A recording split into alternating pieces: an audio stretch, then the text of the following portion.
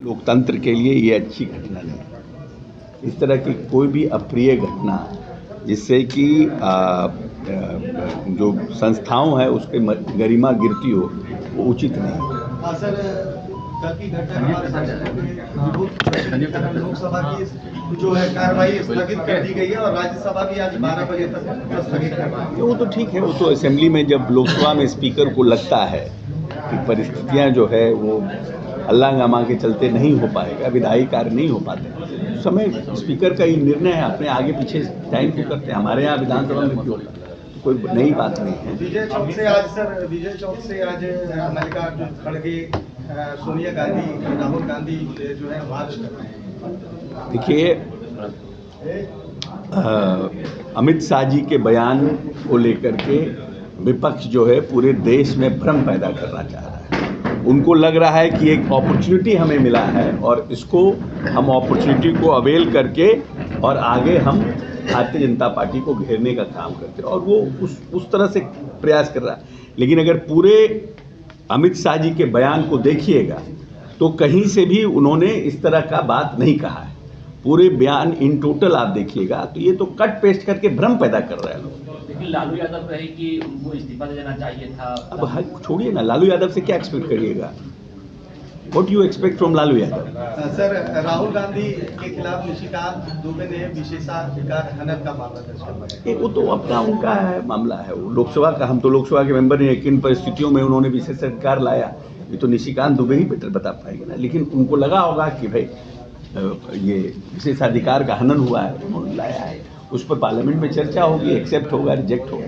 Sir, one nation one election के लिए जो कमेटी बनी है जेपीसी की, उसमें जनता दल यूनाइटेड का लोकसभा से कोई भी मेंबर को शामिल नहीं किया गया। हमारा रिप्रेजेंटेशन होना चाहिए। हमको लगता है हमारा रिप्रेजेंटेशन मिला है जेपीसी में।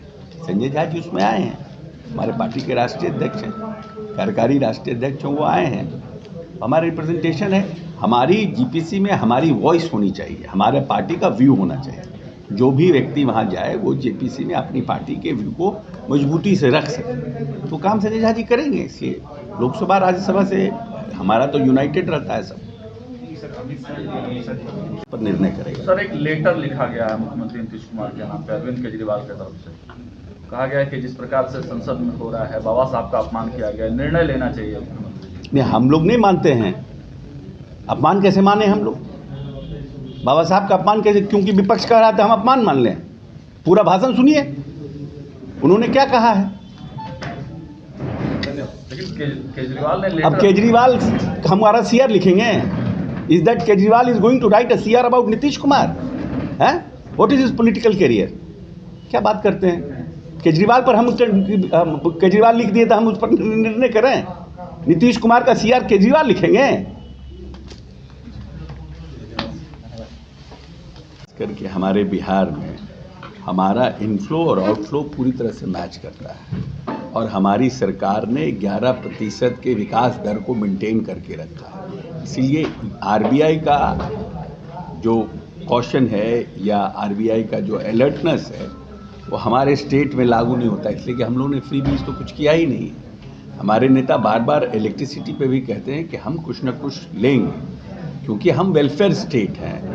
अपने राज्यों के परिस्थितियों को देखकर कि कैसे हम अपने लोगों को आर्थिक रूप से मजबूत कर सकें और उसको देखकर राज्य योजना बनाती है। इसलिए हमारे यहाँ हमको नहीं लगता है कि हमारे यहाँ कोई आरबीआई के चेतावनी के लिए हमारे लिए कोई, तो उन्होंने पूरे राज्यों में किया होगा। लेकिन हम पूरी तरह से अपने वित्तीय प्रबंधन को अच्छी तरह से चला रहे हैं। सर, लेकिन दिल्ली में, महाराष्ट्र में, झारखंड में ऐसी ही योजनाओं की वजह से सरकारों की दोबारा वापसी है। तेजस्वी यादव की बात करें तो आप देखिए कि वृद्धा पेंशन, माई बहन योजना की बात कर रहे हैं, वो भी इसी तरह की राजनीति की शुरुआत कर रहे हैं बिहार। ये इसका जवाब, इस प्रश्न का जवाब आरजेडी के लोग देंगे।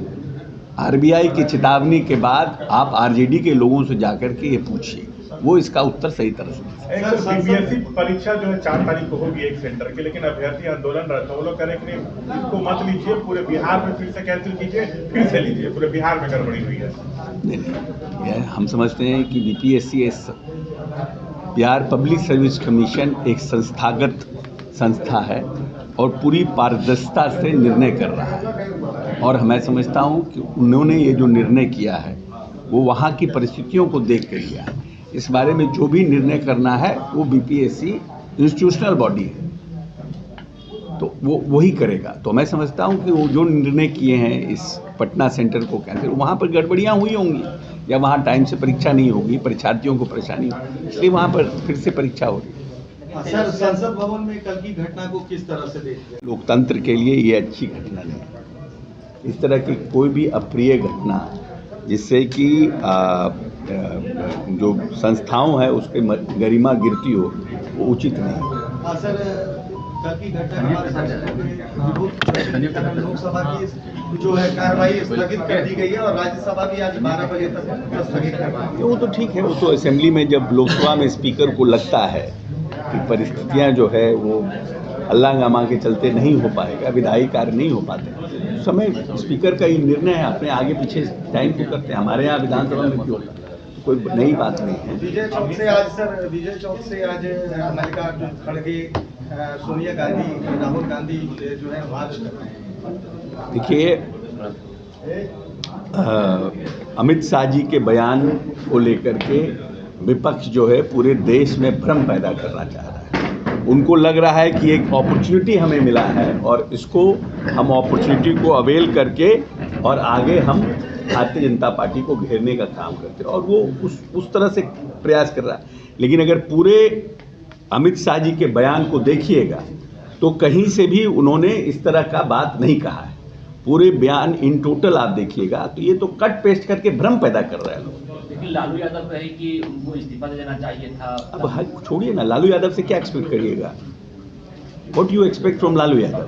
सर, राहुल गांधी के खिलाफ निशिकांत दुबे ने विशेषाधिकार हनन का मामला दर्ज करवाया। वो तो अपना उनका है मामला है, वो लोकसभा का, हम तो लोकसभा के मेंबर हैं, किन परिस्थितियों में उन्होंने विशेषाधिकार लाया ये तो निशिकांत दुबे ही बेटर बता पाएंगे ना। लेकिन उनको लगा होगा कि भाई ये विशेषाधिकार का हनन हुआ है, उन्होंने लाया है, उस पर पार्लियामेंट में चर्चा होगी, एक्सेप्ट होगा, रिजेक्ट होगा। Sir, one nation one election के लिए जो कमेटी बनी है जेपीसी की, उसमें जनता दल यूनाइटेड का लोकसभा से कोई भी मेंबर को शामिल नहीं किया गया। हमारा रिप्रेजेंटेशन होना चाहिए, हमको लगता है हमारा रिप्रेजेंटेशन मिला है जेपीसी में। संजय झा जी उसमें आए हैं, हमारे पार्टी के राष्ट्रीय अध्यक्ष हैं, कार्यकारी राष्ट्रीय अध्यक्ष वो आए हैं, हमारा रिप्रेजेंटेशन है। हमारी जीपीसी में हमारी वॉइस होनी चाहिए, हमारे पार्टी का व्यू होना चाहिए। जो भी व्यक्ति वहाँ जाए वो जेपीसी में अपनी पार्टी के व्यू को मजबूती से रख सके, तो काम संजय झा जी करेंगे। इसलिए लोकसभा राज्यसभा से हमारा तो यूनाइटेड रहता है सब।